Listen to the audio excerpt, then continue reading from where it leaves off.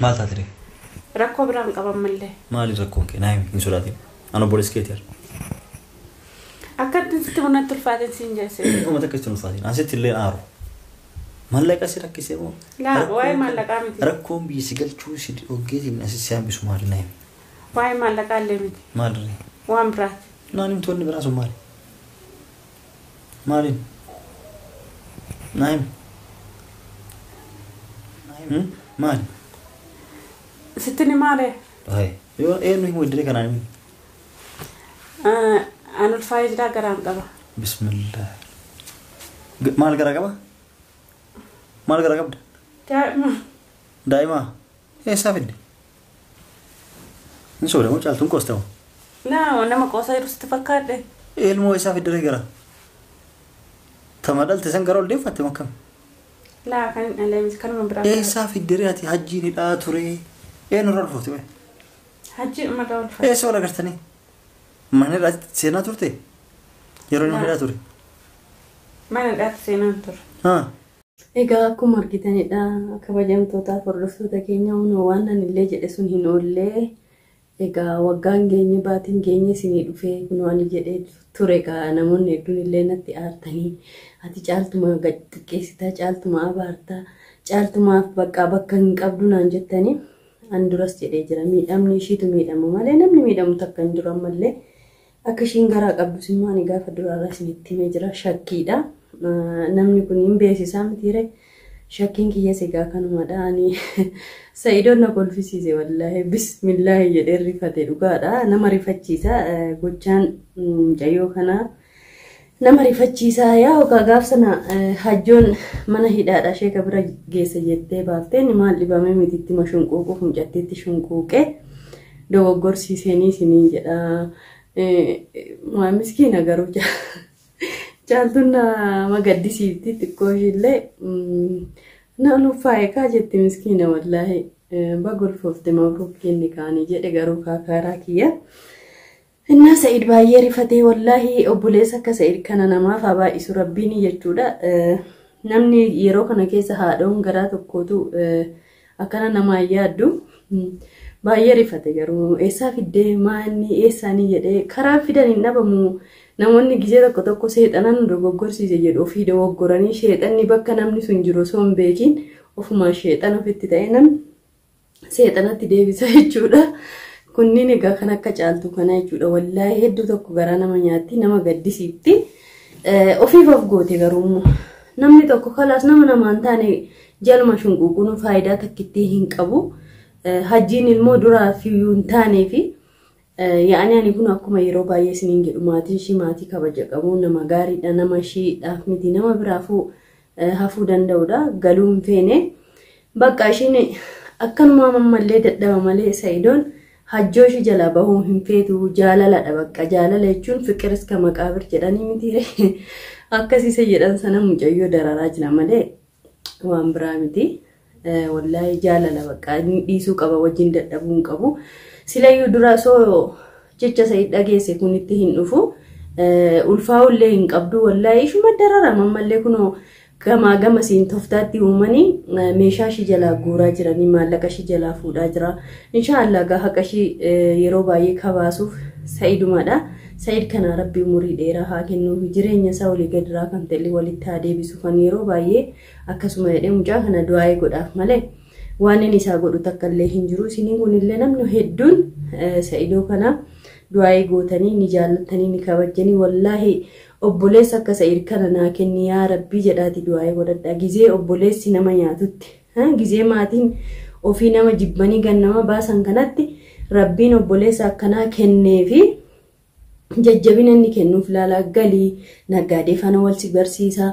Ana faana yoo feete qixxee dalagatta eraane soo namni akkas naan jedhu jiraate miidhama soo nani qabu namni aizosh jedhee na jabeessu yoo jiraate jajjabaatu qaba malee achuma jalate ishee jetti ishiin ammallee khalaas kana booda immoo hajjiin amma dhufee mana sana keessatti akka fedhetti itti taphata yoo fedhe immoo amma diqaala natti fiddee ilmuma isaa kana kiyyaa miti jedhee ol ba'e immoo yoo hajjiin waakkatiin kun akkuma Sa'id jedha mala isaa beekee jira ni agartu kiyyaa miti jedha yoo fedhe Hajjiin waan sammuun isaas hajaje malee ilma namaarraas shanyiin qabu Kalaas kun maraataadha bas.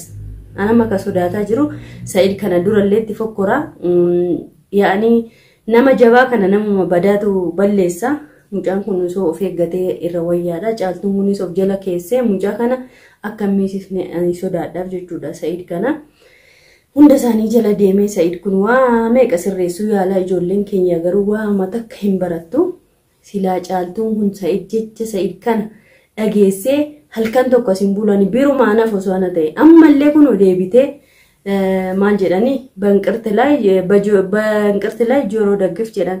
Yaani dhibee biraa irratti dhibee biraa dabalatu amma mee daa'ima ka duraatu asiifachi geessite har'ana jalaa fudhate boruna jalaa fudhate jettee akkana sodaataa jiraatti amma immoo ka biraa irratti fidaa jirti wallaahi ani gizee tokko hiree dubartii jedha gizee tokko immoo na aarsiti ani baay'eellee ishee arrabsuun barbaadu garuu gochaan ishiin gootu wallaahi namni kun isuma dadhabuu isuma aaduutuma loluu maal walitti shunquuquun maal ganaa waan biraa keessa galuun kana namicha sana maal kun gureellaa kana jala shunquuquudhumaa maaltu fide inni kaalikaa waliin laaqee fayyaasaatu rabbi beeka hajjii kan rabbitu fayyaasaa iyyuu beeka malee inni beera meeqa jala deema beera meeqa amma immoo kun as deebi'ee faayoo jechaa ture jedha ka har'amoo viidiyoo wayaan ilaale faayoo na araarami jechaa jira.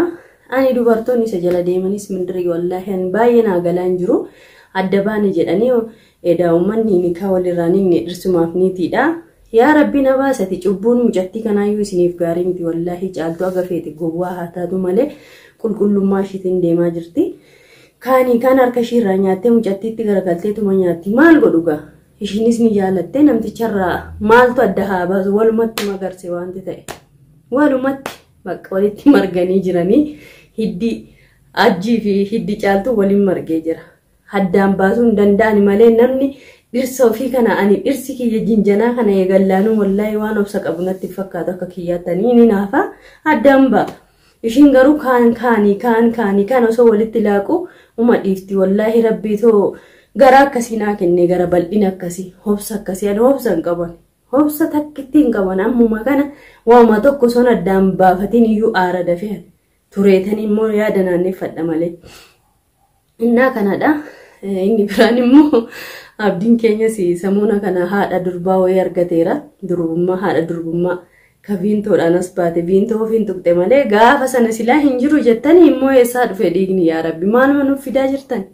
Maaluma nuuf fidaa jirtan hordoftoota keenyaan isiniin hin jenne maaltu sin hafe magaalaa kana keessa waan isiniin argin wanti takka hin jiru. Mee abdiin kun durbummaa fedhamoo mucattii fedha yoo dhugaa karaa dhugaa deemtan namni kun durbummaan osoo hin ta'in nama kana kan madaalu namummaa isaatiin dhaabbattee fi isa morkattee mana sanaa isa baaftee yoo sattareeyyuu maal cubbuu qaba sattaruunii qaba dubartiidha dubartiin haadha obboleettiidha ilmoollee boru ilmoo dubaraa godhatuu danda'a sattaruuniin qabu mucattiin kun yoo durbaa ta'uu baatte durba taate hin ta'ini namni namummaa isaatiin madaalama. Kana asirratti dogoggora guddaa qaba satrii kan jedhamu sana namni maaf waliin sattarre ol baanii gana ishiinis egaa badii qabda asirratti ani viintoodha jedha malee durbummaan gizee kana keessa ishinuu barreessaa jirtanii durbummaan bara keenya hafe barreessaa jirtan isiniin kunuu durbummaa wajjinuun dhalattu jettan dhalatullee numa wajjin dhalatanii ofumaa balleessanii ofumaa fedhuma fi namni balleessa kana abdiini amma ofuma ana wallaale jechuudha re yaa angaatu ana wallaale jechuudha of gaafadhu simoo wallaale ta'a mee mucattii si kabajaa sitti goote ganaa afaan itti bana abdiin illee wallaahi kan dura kaanii kan isa sattaruu diddaa arrabsoodhaan makaddaadhaan mataa keessa akka daa'imaa isa qaxaqqata mucattiin maal isa goote sattaruu ni qaba wallaahi ishiin illee yoo isa kijibde dogoggora namni durbummaan nama jaalatu daruurii miti dhiiga yoo fedhe gara fedhe deemee ilaaluu danda'a dhugaa jirtu walii himanii yoo adda bahan bareedadha ijoolleen hedduun as jalatti illee maal jettan mee yaa ijoollee keenya immoo gizee tokko dhiifama guddaa naaf godhaan hunda keessan hin jenne koomantii takka akka yeroo baay'ee isiniin jedhu gaan koomantiin ilaala koomantiin hedduun durbe harargee durbummaa qabdi durbe harargee durbummaa qabdi kan kamiitu hin qabdu hin jedhina shanyii waliin qoodina gandaan waliin qoodina sin oromo maal tas keessa waa'ee gandummaa fidan maaltu waan gandummaa fide kaanii kan walitti laaqina ijoolleen takka takka jaalala wal jaaladhaa sin obboleeyyan rabbiiti obbolummaa rabbii kana kan muslimummaa kana amantaanuu walitti sin hin buusin amantaa namni ka ofii abbaan fedhe waan fedhe aman akkasiin jedhiina haamlee namaatu dhukkutama Harargee keessa mu'addaba meeqa nama gaarii meeqa jira namni badaan illee akkasuma shawaa keessa illee akkasuma yaani ganda hundaa keessa dhiisa akka ganda mana takka keessa taa'ee namni haadhaa fi abbaa tokko irraa dhalatee amalli tokko miti bifni tokko miti haalli amalli isaanii waan hundi tokko ta'uu dhiisuu danda'u kana hin dogoggoriina ijoollee keenya isiniin jechuu barbaada kakaanii dhiisa abdiin akkanumaan qaajjaa asirra bahe sattaruuni qaba guyyaa meeqa guutuu mucatti durbummaa jedhee afaan banee mucatti nama arrabsaa jechuudha gaccabseeni gaxxiqqeesiin agafeete badduu taatu agafeete ishiinoo ani durbattee isa goyyomsitu kijiba ishiinitti gaafatamtu keessumaan gorfatee yoo taateef waliin jiraatu yoo hin ta'eefin addaan qajeelu malee durbummaa qaba jettee na gowwomsite jedhee abdiin bokokee dhoof ka'ee maali kana guutuun daroorii miti satrii dubartiidha satrii gochuudha ishiin illee yoo na qalanuu yoo na biinxan waan fedhan na godhan dhiin hin ba'uu jette sila gaafsan mee eessaa dhufe dhiini viintoodha kun dhiisa miti jalaadha kanaafuu hangaatuun illee dhugaa jirtu dubbadhuuti abdii kana faana jiraatuun mirga keeti ani naasa ullee jedhee ture ijoollee hedduutu eessa jirta waan koo waa baay'ee si taraa jira ol bayinaan jedhanii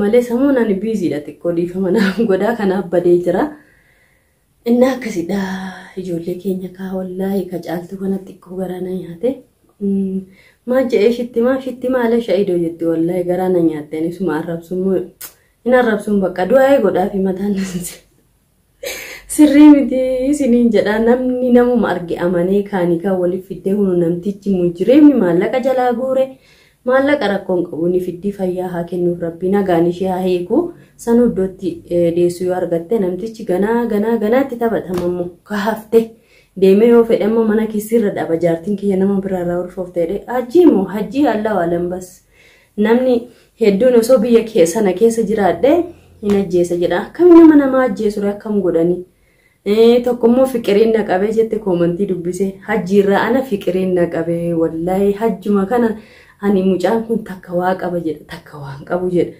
wallaahi allaa waalam rabbiin kaa hajjii akka namni eesse warra bushaayee kanas haameessu siniin jedha hordoftootaaf kabajamtoota keenya har'aa fi kanuma siniif qabadhee dhufee yaada keessan koomantiin nuuf barreessaa bashannanaa egaa hin badu inshaallah in deebi'a biiznillah agar video biraa walitti dhufnutti turtii gaarii siniin jedha. Assalamu alaikum.